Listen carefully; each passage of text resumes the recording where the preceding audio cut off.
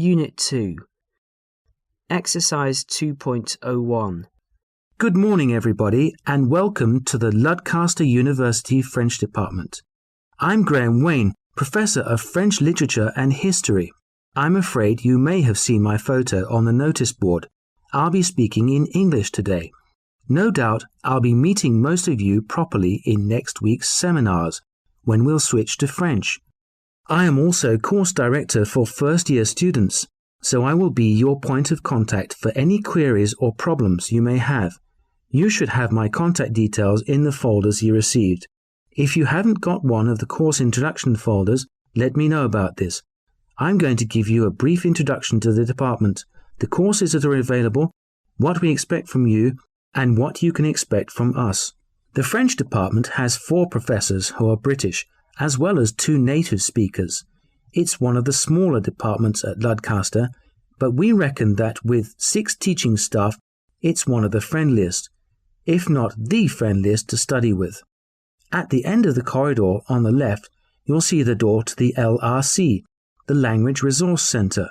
We hope you'll be spending a great deal of time there. There's satellite TV, with 6 French channels, TVs and DVD players, with a large range of French films, at least 400 of them, and more than 1,200 books, about half of which are novels, and most of the rest are politics and history. If you want to take a DVD home to watch, you have to leave a deposit of £30 with Sophie, the LRC receptionist.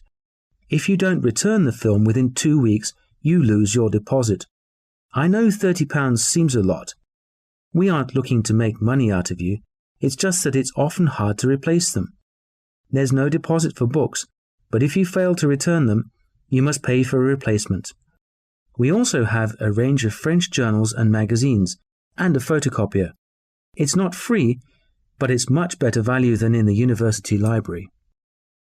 Your seminars and lectures start on Monday morning. Yes, sorry. Eventually, you have to start partying. Most of the course units are compulsory units in the first year, but after the first semester, you can choose from 4 voluntary units. In fact, you have to choose 2 of those. To start with, in your first semester, we concentrate on your French language skills. All of you will do writing skills, speaking skills, and, everybody's favourite, advanced grammar. Don't forget the compulsory literature unit. The books are on sale in the bookshop downstairs. The library only has 10 copies of most of them. And there is also French history.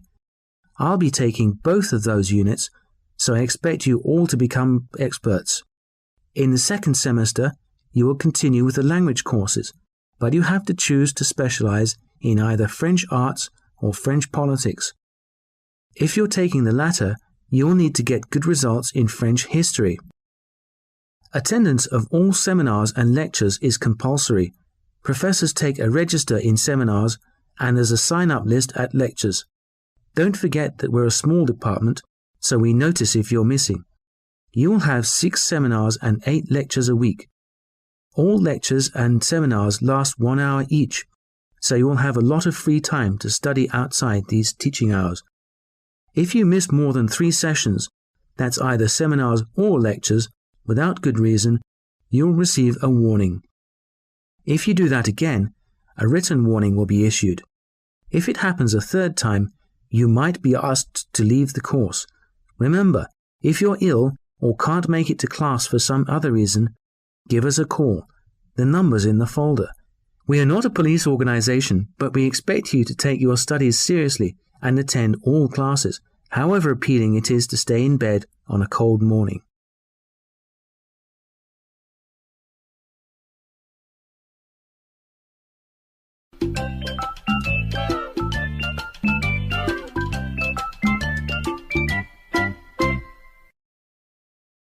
Exercise 2.02. We haven't been to Greenbacks for ages. It's a bit pricey, but they have a decent choice, and we could do with a cup of coffee. Too right. It's been a long week.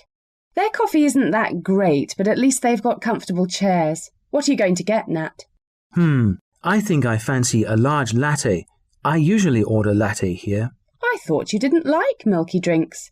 Why don't you have cappuccino? It's got lots of chocolate on top. Oh, go on then. A regular cappuccino, please. What are you having, Carleen? I love their iced coffee. It's got bits of ice cream in it. Iced coffee, please.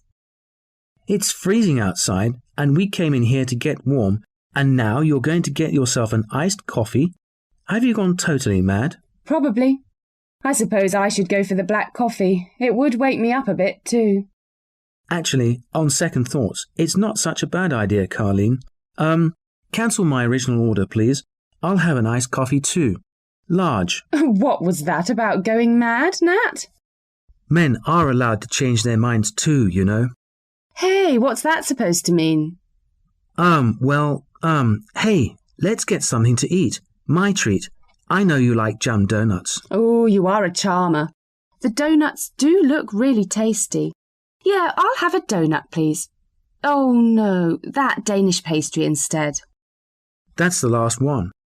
Ha-ha, too slow, Nat. Get the chocolate croissant. Or there's that chocolate bar. I know you love chocolate. You're a bit of a chocoholic, aren't you? Chocolate sounds fabulous, but I'll give it a miss today. I'm going to go for the bacon, lettuce and tomato sandwich. BLT, please. Well, so much for the diet we said we'd go on. All diets start tomorrow. Anyway, we've been snowed under with work, so we deserve a treat, don't we?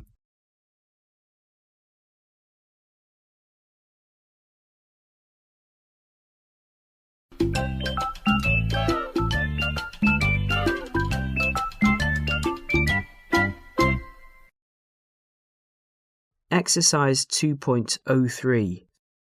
Hi there, nice shop. Don't I recognise you? Your face seems really familiar. I used to work at the entrance selling tickets at the ski centre, and I did a bit of ski instructing too.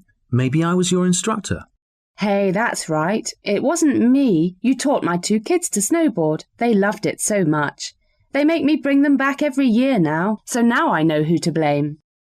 I'm glad they liked it. It was a great job. Doing something you love and getting paid for it. It was a bit of a dream. How come you gave it up? I twisted my knee, and I suppose it was time to get a bit more serious about a career. So I'm manager here now. I still ski a bit when there's time. Anyway, how can I help? I was wondering how much ski hire is nowadays. I've got some friends coming here next weekend. Oh, we hire skis out for $26.50 a day. $26.50? That's reasonable. How's the quality? They're nearly all pretty much top of the range. If you need gloves and a mask, that's a bit extra. It's $36 a day, which is still pretty good. 36 a day, including skis, right? Yeah, it's a good deal. Do we need to reserve? No, not in off-peak season. Cool. How about hiring a snowboard for a day? It's a bit pricier, $32 a day for a good board. 32? Wow. I remember when it was $25 a day. Snowboarding's popular now. Everyone's doing it. It's taking over from skiing in some resorts. Come to think of it, how much are lessons? I presume you can get those here too? You bet. It's $125 a day for one-on-one instruction, 3 hours in the morning and 3 in the afternoon. Personally, I'd recommend learning as a part of a group though. It's more fun and it's quite a bit cheaper. It depends what you prefer. That's $76 per person for the same number of hours as individual instruction. That's a good deal. Does that include equipment hire? Well, since you're our first customer of the season and you recognise me, we might just throw that in. Fantastic. We'll definitely see you next week. Oh, one more thing. Is off-peak season still until the end of November? Yes, and then for the whole of March. Oh, hang on, no. The seasons have changed a bit. I can't believe I forgot. The centre's closed from the beginning of April to the end of September. Off-peaks from 1st October until 10th December. And then peak season is around Christmas and New Year. Post-Christmas off-peak season is also the whole of February and March. Yeah, so peak season is from the 11th of December until... From the 11th of December until the 31st of January. Lots of school groups in January, even though it's 50% more expensive than off-peak season. So we're getting a good deal by turning up at the start of the season? Oh, definitely. It's a good idea anyway. Word hasn't really got around that everything's up and running, and most people are at work, so you get the slopes pretty much to yourself.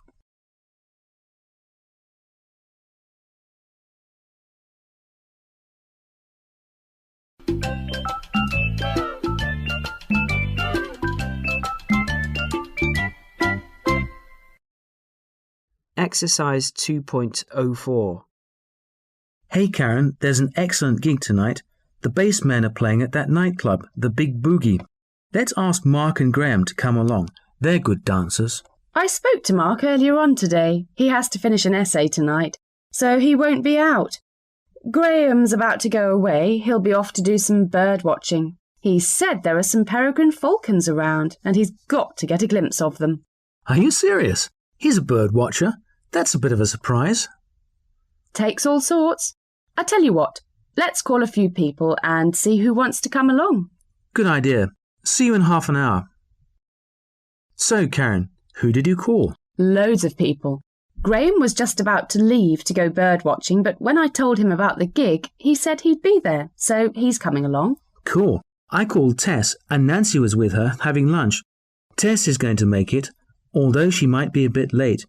Nancy's a bit short of cash, or practically broke, as she said, so she's going to clean the refrigerator instead. I cannot imagine Nancy cleaning her refrigerator instead of going out to a gig. Hard times. She lost her part-time job a while ago. Yes, that's true. So, Tom, who did you get in touch with? I phoned Richard, and he's a yes, so that's great. Doesn't Richard live with Peter? Did you speak to Peter too? Richard will definitely not be partying the night away with Peter, because Peter's on holiday. On holiday? Has his course finished already? It hasn't, but his course tutors told him it was fine. Anyway, he does French, and he's on a cycling holiday there. Cleaning the fridge, cycling holiday? What will they think of next? Well, now that you mention it, Isabel can't come either. Isabel? Oh no, she loves going out. It must be pretty serious if Isabel can't make it. She must be at work then. Yep. She's working until 4 in the morning at McTucky's next to the club, so maybe we can visit her after the gig.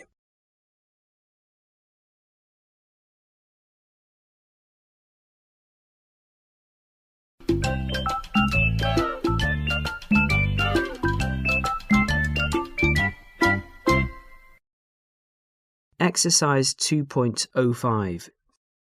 Hi everyone. Sorry to interrupt your work, everybody, but I've got an announcement about the company ball. Yeah, sorry, this'll just take a few minutes. I know I usually go on, but this really is just a quick one. There have been a couple of changes, notably in terms of the venue.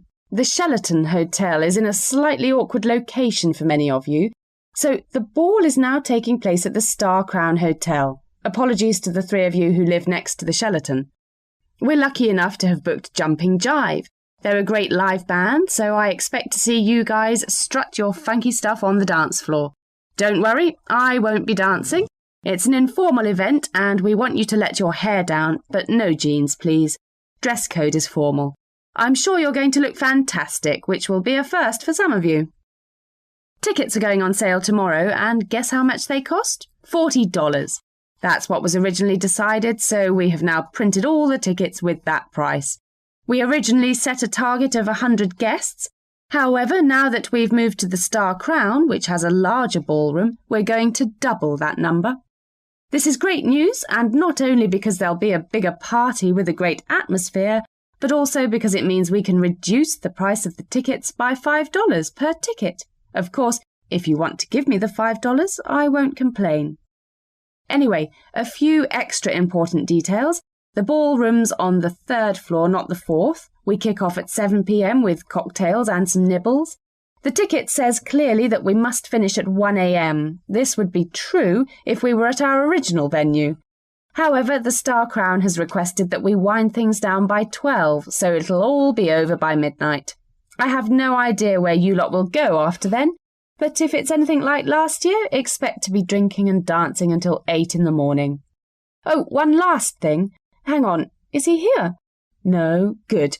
John Smith, the boss, is leaving the company. No, only joking. I couldn't imagine the place without him. It's his birthday on the day of the ball. Don't forget we'll be getting a cake for him. He's saying goodbye to his 30s, so it's the big 4-0 for him.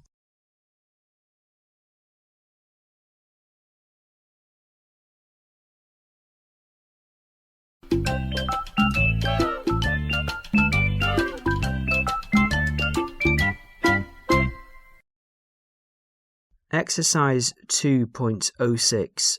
Table filling. Intercity Flowers, how can I help? Hi, I'd like to send a dozen red roses to arrive tomorrow morning, please. Certainly, sir. I just need a few details to complete the order. What's your name, please? Brian Trelawney. That's Briantrel. Yep, Trelawney. Brian Trelawney. Have you ordered with us before, Mr. Trelawney? Yes, I have. I've got a customer number, if that would help. It's IF512WJ3. IF512WJ3. Ah, yes. Can you just confirm your address, sir?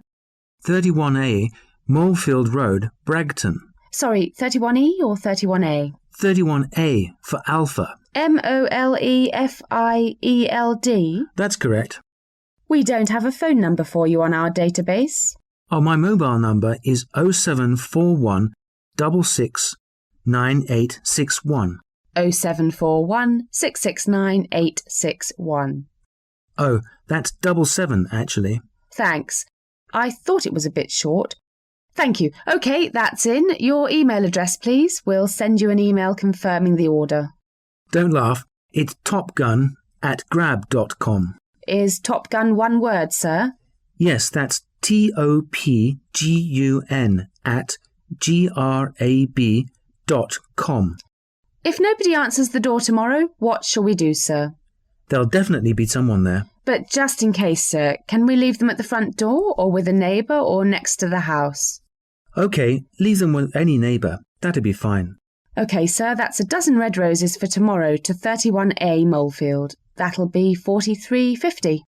The last time it was $34.50.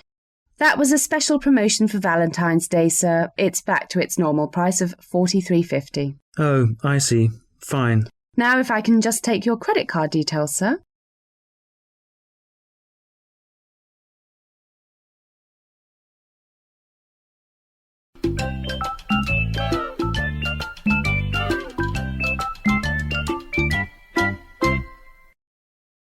Exercise 2.07.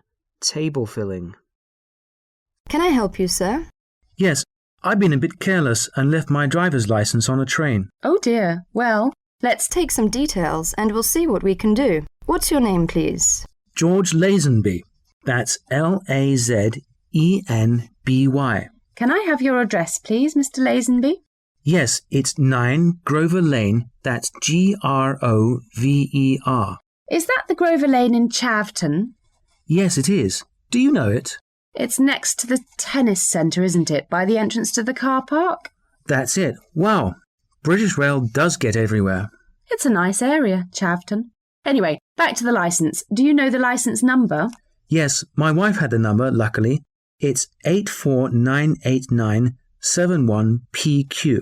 So it's 84989... 71PQ. I left it in a bag, a red plastic bag. OK, that's helpful. The chances are it's been handed in at a station. Was there any shop name or other writing on the bag? I can't remember. I just know it was a red plastic bag. Which train did you leave it on? I went from Chigley to Camberwick Green. What time did you get on the train? The same train as every day. I get the train at 3:42 and get off at about 4:20. OK, have you reported this to the police? Yes, I phoned them as soon as I realised I'd lost it, and they recommended I got in touch with you.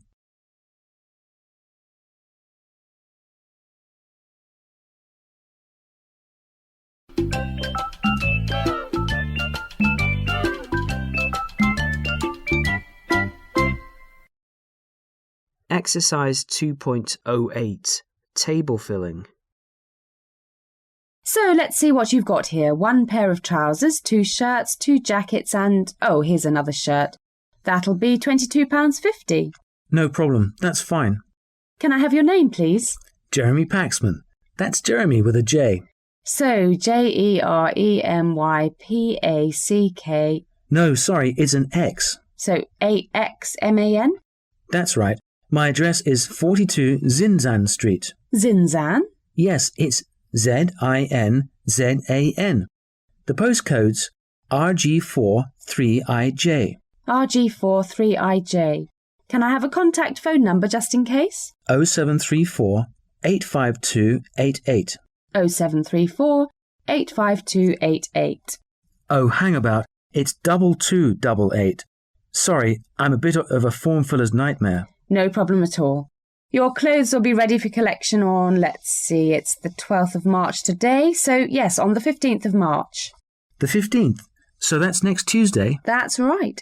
We'll give you a ring on Monday to remind you. Here's your receipt. Do I pay now, or can I pay on Tuesday? Pay on collection. Great. Well, have a good weekend. You too, sir. Goodbye.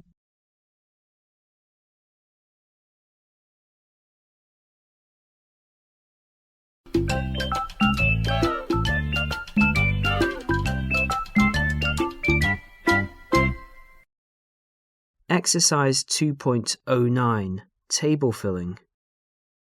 Hi, Bob. I'm not going to make it to the office today. We're stuck out here in a traffic jam, and I'm going to miss the plane back. Oh, no. Still, it means I can eat the chocolate you left on your desk. Don't you dare! Anyway, I just wanted to call to let you know. Oh, Vic, there's one thing. Someone called about that meeting next month in Norway. Oh, is that Danielle something or other? Hang on, I'll just get the post-it note. Danielle's stool. Have you got a pen handy? I'll give you all the details and you can sort it out when you get to the airport. Yes, hang on. Okay, got one. So it's Danielle, S-T-O-O-L, with an E after the L. That's right, S-T-O-O-L-E. Is she a miss or a Mrs.? She didn't say. I suppose that makes her a Ms. Okay, did she give the address of the office? I said I'd stop by to see her. Yes, it's 763 Bath Avenue. 763 B-A-R Bath Avenue. Cool, that's fine. Well, she said you should email her the details of the conference stand. I've got the address. Okay, shoot. She's Danielle's store. So it's std@transco.co.uk. std@transco.com. Oops. No, it's .co.uk. Phone number? I'll give her a call. 0340 647 906. She said please don't call between 12 and 2.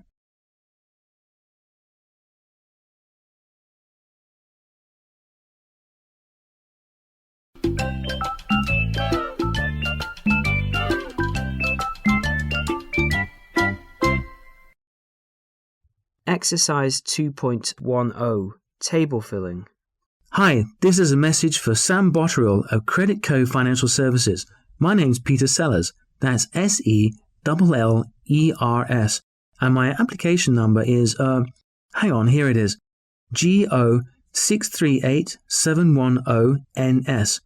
Just in case, my address is 5 Milligan Street. That's 5 M-I-L-L-I-G-A-N Street. And I'm applying for the Silver Standard card, not the Gold Standard card. I understand the Silver Standard card has a credit limit of £3,500. I'd like to ask if my application has been approved. Please call me any time from 7 a.m. to 9 p.m. on this number, 069 100 229. Thanks very much. Bye.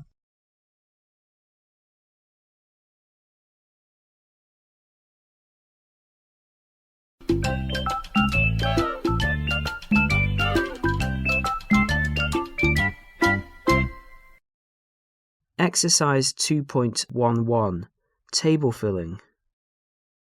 Hello there, everyone. Can you hear me at the back? Just joking. Actually, 24 students is a record for us, so I'm delighted you're taking an interest in my native tongue. Rather immodestly, we like to think that Czech Language 101 is the best taught course on campus, but that's probably what all the other departments think about their courses. Anyway, I'm extremely pleased to see you here, and I'm sure we'll get to know each other pretty well over the next 9 months or 3 years if you really like it. Last year, 3/4 of our first-year students elected to continue studying the language, and we think that 3 out of every 4 students is a compliment to the friendliness of the Slav language department. I'm Professor Krasensky, and I teach all the language units in the Czech department, although Professor Belova will be returning next January. However, until then, your favourite Czech name will be mine, which is spelt as follows: Krasensky. If you spell Krasensky any other way, especially with an I at the end, you will not be doing very well on the course.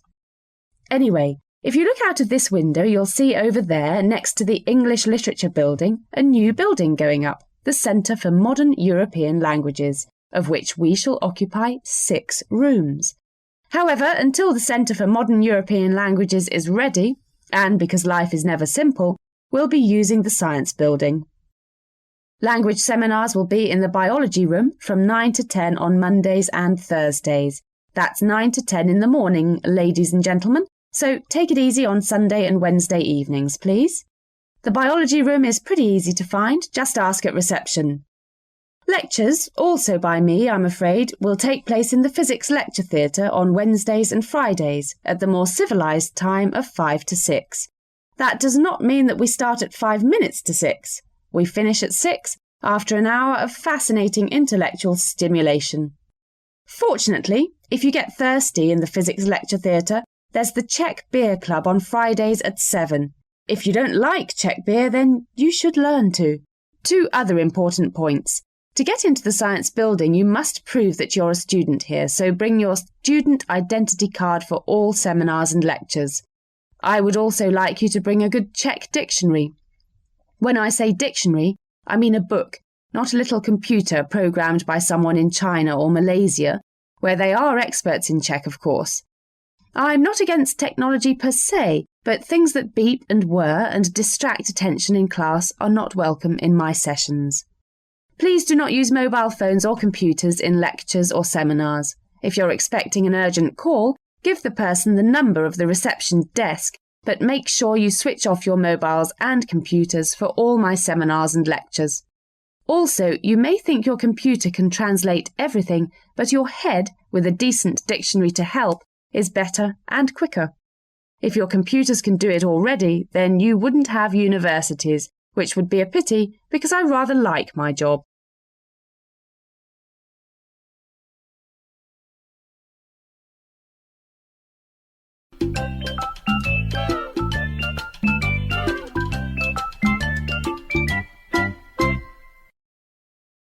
Exercise 2.12. Table filling. Hi, Joel. We've only got 2 hours to send the newspaper to the printers. Have you finished the story yet? The student pub survey is the lead story, so if it's not ready, I might have to murder you. Christine, I told you it'd be ready yesterday, and sure enough, I've just finished it. I had to do some last-minute research. You mean you got drunk last night at Dirty Dick's? Typical man. Well, I had a couple at Molly O'Holly's too, and I'm nothing if not thorough. You've got to admire my scientific approach. Anyway, I'm glad you finished it. Well done. What were the results? Bit of a surprise, actually, although I did predict that male arts students mostly drink bitter at the Rutland, and that's true, according to the survey. Another good reason not to frequent that particular pub, then. What about the guys who study science? Do most of them go to the Rutland, too? I thought they would, but even a man with his finger on the pulse of university culture can be forgiven for the occasional error. They're bigger lager drinkers in the main, and their favourite haunt is the Temperance.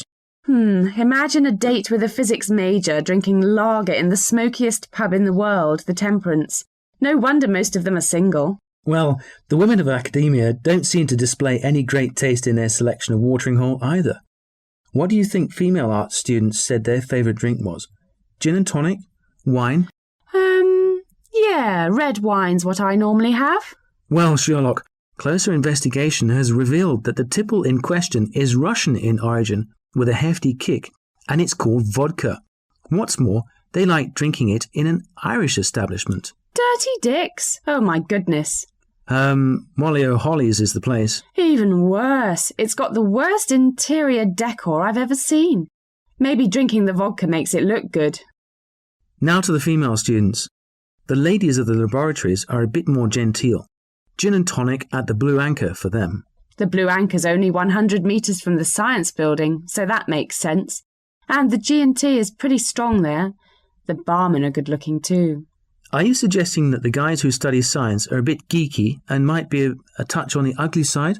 You do engineering, you tell me. Moving on quickly, the postgrads we spoke to were almost unanimous in their choice. Must be the old age pensioners' favourite on Smithson's Road. Hey, the 56 isn't bad, and it's much cheaper than most other places. Actually, the 56 is a pretty cool place for a couple of drinks, and they have a great bar. I bet the men drink whiskey. That's what you'd think. In fact, most of the postgraduate male students drive to university, so they generally drink orange juice. We only spoke to 3 postgraduate students who aren't men, and they all live locally, and they're all Scottish. They drink whiskey. So the postgrad men sit there in the 56 with an OJ while their female colleagues enjoy a couple of shots of whiskey? Nice. Maybe I'll enrol in a postgraduate course. At least I'll avoid all the drunken lads.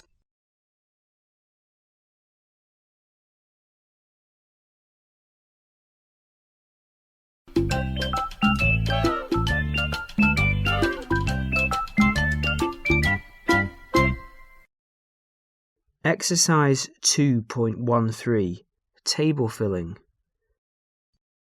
Financial news now, and a quick look at one of the big players on the stock market, Megacorp, the media and electrical appliance giant. Not much was happening with Megacorp shares around Christmas, when they were priced around $3.50, but news of the potential resignation of Jan Eubank, their hugely successful first female CEO, rocked confidence on the financial markets. The shares ended the year on just $1.38, and the average price for December was at exactly $1 more than the minimum price, with 3.6 million shares traded in that month. January saw a positive avalanche of trading, and after the previous month's mean figure of 2.38, shares started selling like hotcakes, and almost 20 million shares were bought and sold. If another 500,000 had changed hands on 31st January, it would have been 20 million in that 1 month. But by then, the CEO had finally confirmed that she would be staying, and a couple of board members resigned shortly afterwards. The average share price for January was 2.16. All things considered, it was a respectable figure, just 0.22 lower than the December average. Whilst their rival Trend Media Incorporated held its February share price at an average of $3.50, Megacorp achieved the comeback of the year so far, ending with a February average of 3.51, and that difference between the two companies may be only 1 cent, but it's a huge psychological boost to Megacorp, especially after investors fought tooth and nail to buy a total of 10.2 million of its shares in February. 10.2 million being just 0.1 short of a February record. Who knows what ups and downs March will bring? Back to the studio.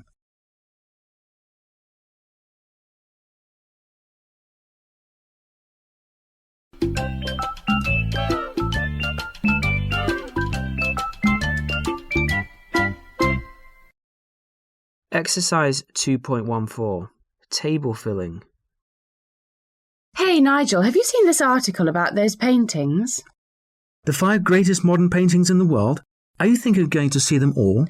Well, if you're thinking of buying me a round-the-world ticket, taking in Germany, China, Australia, America and the UK, then yes, I will. Oh yeah, I was just popping down to the travel agents to pick it up. You should be so lucky. Still, it would be fun to see them all.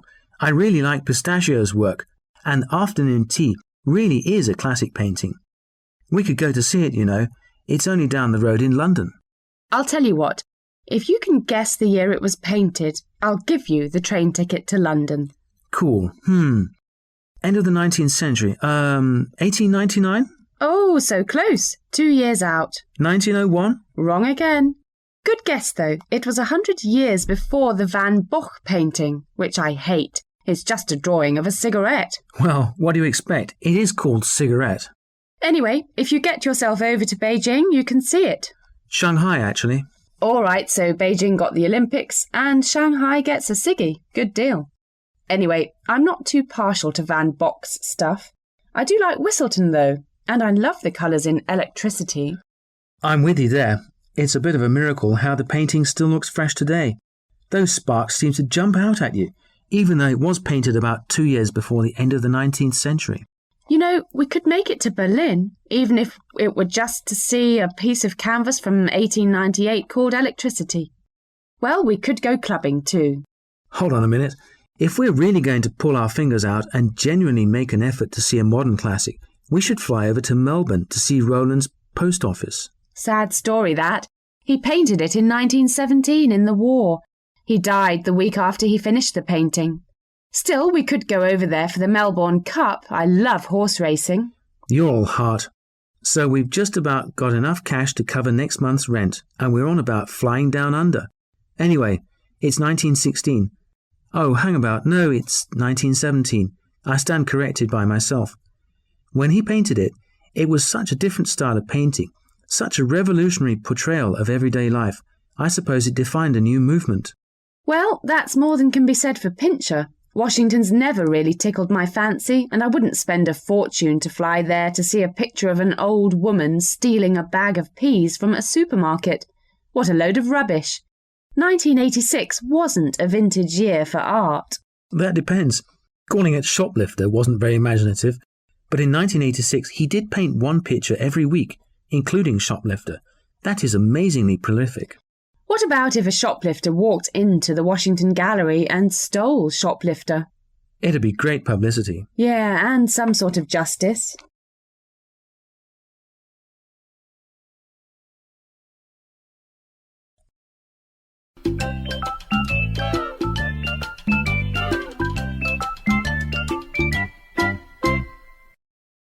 Exercise 2.15. Table filling. Hi, can you explain the different types of train tickets to me? It's a little bit confusing. It's not as clear as it might be. We have 5 main ticket types, and the simplest is the standard single. You just turn up, buy the ticket, and go. Can I book those in advance? If you'll bear with me, we'll come to that. That standard return ticket is similar to the standard single, except, of course, it's for return journeys. There are 2 conditions.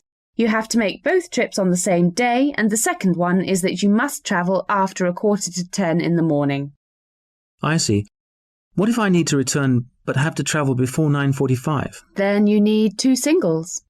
This all sounds like a bit of a minefield. I know, but if you book in advance, things are better.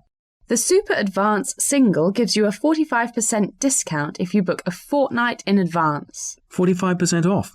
That's pretty good. Yes, it used to be only 15%.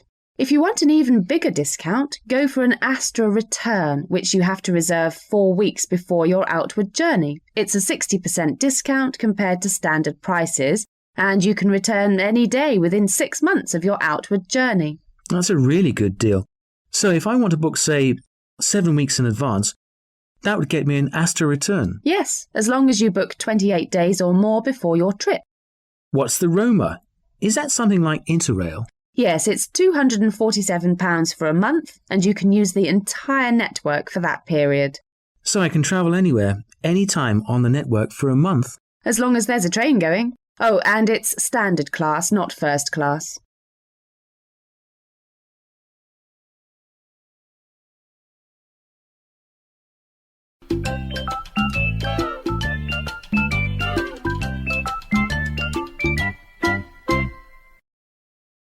Exercise 2.16. Table filling. So let's get started. Just to reiterate, this is just an informal chat about how things are going with French lessons here at the school. From what you've said, there's not much to discuss in terms of the syllabus or equipment, and things are basically going really well. That's right. I really enjoy teaching here. That's good news. I notice in some classes you're even ahead of schedule, which is practically unheard of. You've mentioned a few underperforming students, though. Well, there's only one student with major problems, but I'd like to just flag a few of them and maybe mention something to the parents. A stitch in time saves 9 sort of thing. OK, who's first? I'll take them in class order. 2B, Brian Jones. He's a strange sort of guy, not bad at all, and his results put him up there in the top 10% of the class. His reading and listening skills are superb. So what's the problem with Brian? He really has trouble paying attention. When we're in the middle of a role play, his mind will just wander and he's in a world of his own. It's not particularly disruptive, it's just that it happens pretty often. Let's just make a note about concentration levels. If he can't pay attention in other classes too, it could be serious. Now on to 4C. It's a great class. We're having some really good discussions. However, I think Lydia Robinson is finding things tricky. Lydia? Is that Robert's sister? They really look alike. That's Lydia with a Y, so it's Lydia. OK, so what's up with Lydia? She's not a bad student, really, but she's very bookish. You know, her spelling and grammar are excellent, but she really doesn't understand much when I speak French, and her listening is poor. She just needs to open up more and start communicating. So she needs to be putting her spelling and grammar to good use? You could say that. OK, now on to class 5E. Jemima Ragg is doing well in her written work, and her vocabulary is probably the best in class. Yes, I've taught 5E. Jemima seemed OK. It's when she opens her mouth that things go wrong. Her pronunciation is just awful.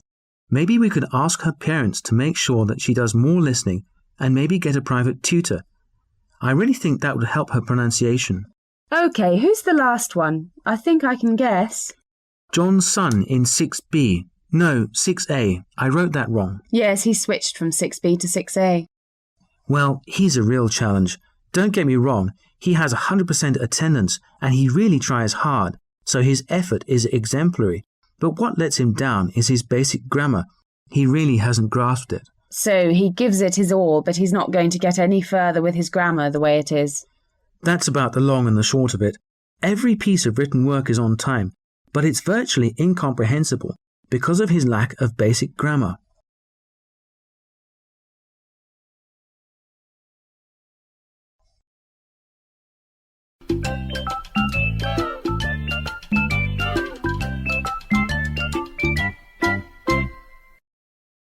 Exercise 2.17. Table filling. The nation-state of Slovenia in southern Europe is bounded on the east by Hungary and Croatia, on the south by Croatia, and on the west by Italy. Its northern immediate neighbour is Austria.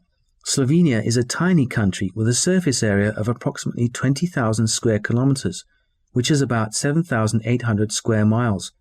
Its capital city is Ljubljana, and the other major city is Maribor. The country has a complex and fascinating history and a rich cultural history, little known outside the country's borders. The region was settled in the 6th century AD by the Slovenes, from whom the country takes its name. Nowadays, far from being the economic backwater that its relative anonymity suggests, Slovenia is making great strides in terms of development, thanks to targeted investment in technology infrastructure. With its 2 million citizens enjoying some of the highest rates of mobile phone ownership and internet connection access in Central Europe. One of the country's major industries is software development, although two more traditional sectors employ more people, textiles and steel. Slovenia is a very young country, having proclaimed independence from Yugoslavia only very recently in June 1991. Almost 13 years later, Slovenia became a member of the European Union on 1st May 2004, along with several other Central and Eastern European states.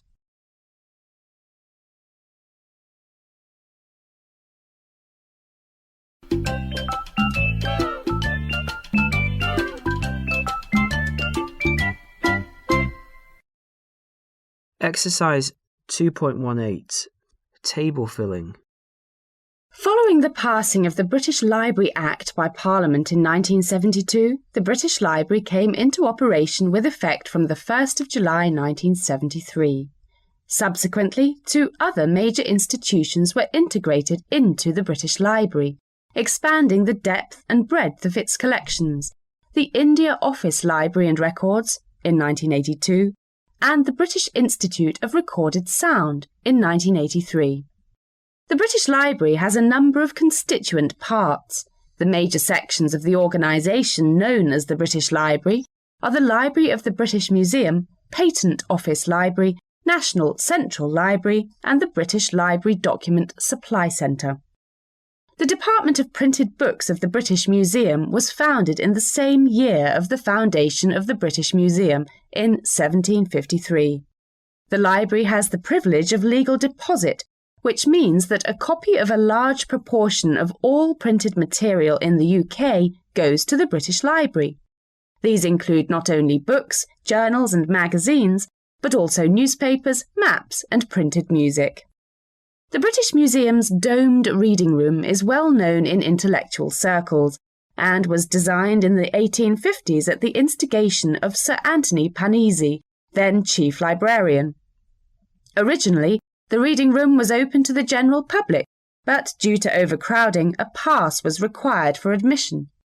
In addition to Vladimir Lenin, other famous readers in this exclusive place of study included Karl Marx and the writers Charles Dickens, George Bernard Shaw and Virginia Woolf. The British Library Document Supply Centre currently administers a stock of over 260,000 journal titles, over 3 million books, almost 500,000 conference proceedings, and nearly 5 million scientific reports. Its 20,000 customers from all over the world make about 4 million requests every year. Thanks to the Internet, customers can now access information and services online as document supply is achieved via electronic means. The British Library's website is www.bl.uk.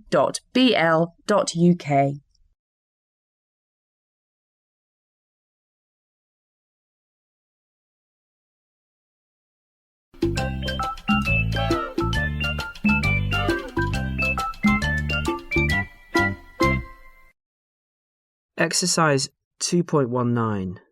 Table filling.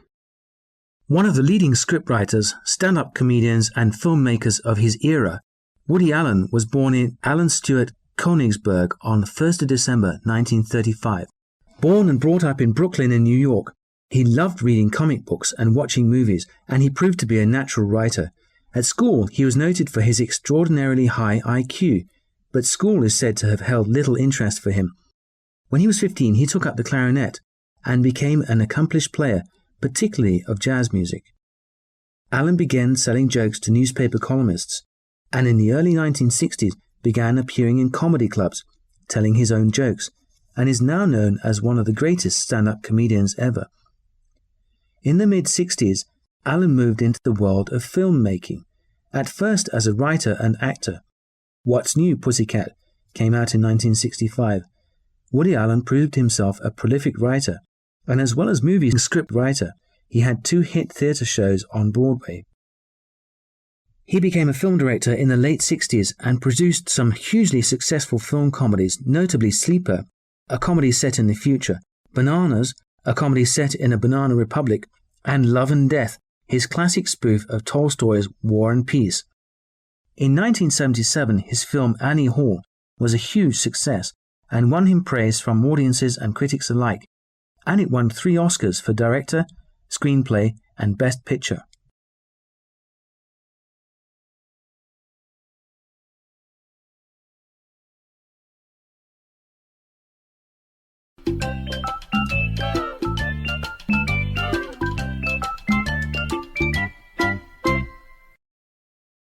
Exercise 2.20. Table filling. Splendor Hotel reception, how can I help? Hello, I'd like to book a room for tomorrow, please, for 3 days. That's fine, sir. We have plenty of free rooms. Would you like a single, twin or double room? A double room, please, and it must be non-smoking. No problem, sir. All rooms include breakfast here. English, continental or fresh fruit? Oh, the English breakfast is too greasy for me. Continental, please. Oh no, fresh fruit, please. Very good, sir. Can I take your name? John Smith. Oh, and can I just check that you have tennis courts? Indeed, sir. They're just next to the beach volleyball courts. Not really a beach volleyball fan, but have you got squash courts? Yes, sir, we have 2. Excellent. I take it I can hire rackets and stuff? That's right, sir. Am I right in thinking you have about 12 table tennis tables too? Aren't they on the top floor with a great view of the sailing ships? Sadly not, sir. We've got 4 tables in the sports centre on the 5th floor. Naturally, we have bats and balls for hire. Fabulous. I'm not that bothered about watching sailors having fun. What time will you be arriving tomorrow, sir? I think my flight gets in around 3:40 in the afternoon, so I reckon I'll be there at 5:15, as long as the traffic's okay. You should allow 2 hours, sir. It's the rush hour. Ah, okay. So 5:40 it is. What time is checkout? I'll be leaving on Wednesday, and the flight's kind of late. What time is your flight on Wednesday, sir?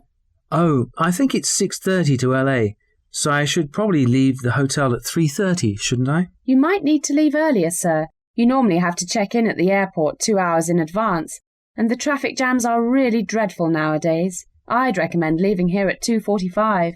Okay, I will. Can I get a late checkout? That's fine, sir. I'll put in a late room check-out at 2:30. That's wonderful. Can I just check if you got broadband internet connections in the rooms now? Indeed we do, sir. It's a very quick connection too. This is all good news. One more thing. I need to hold a meeting on Tuesday afternoon for 12 people. Can I book that now? Of course, sir. I can book a meeting room for you. It's perfect for 12 people. Will you need a projector or a screen or a whiteboard? No thanks. It's not that kind of meeting. Well, the London room is booked for you. Will that be all, sir? Yes, that's great. I'll see you soon. I have to run to catch my plane. Have a good flight, Mr. Smith. We'll see you soon. Great. Bye.